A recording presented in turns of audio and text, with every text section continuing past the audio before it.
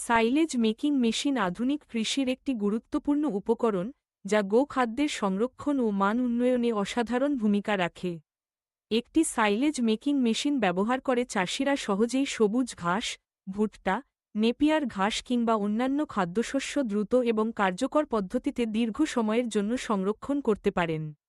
এই প্রক্রিয়াকে সাইলেজিং বলা হয়, যা মূলত খাদ্যশস্যকে বায়ুশূন্য অবস্থায় রেখে গাজনের মাধ্যমে সংরক্ষণ করা হয়। এতে খাদ্যের পুষ্টিগুণ অক্ষুণ্ণ থাকে এবং গবাদি পশুদের জন্য এটি অত্যন্ত উপকারী হয়ে ওঠে।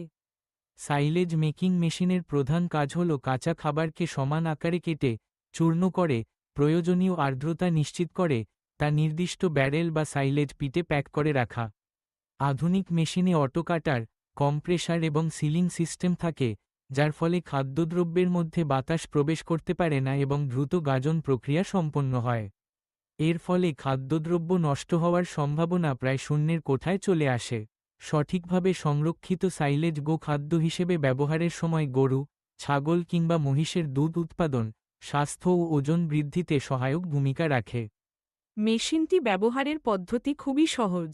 প্রথমে সবুজ ঘাস সংগ্রহ করে তা মেশিনের ফিডারে প্রবাহিত করতে হয়। মেশিন ঘাস কেটে ছোট ছোট টুকরো করে, তারপর চূর্ণ করে নির্ধারিত জায়গায় জমা করে দেয়। অতঃপর এসব টুকরো সাইলেজ পিট বা ড্রামে ভরে ভালোভাবে চেপে রাখতে হয়, যাতে বাতাস ঢুকতে না পারে। কয়েক সপ্তাহের মধ্যে সাইলেজ প্রস্তুত হয়ে যায় এবং বছরের যেকোনো সময় গোখাদ্য হিসেবে ব্যবহার করা যায়।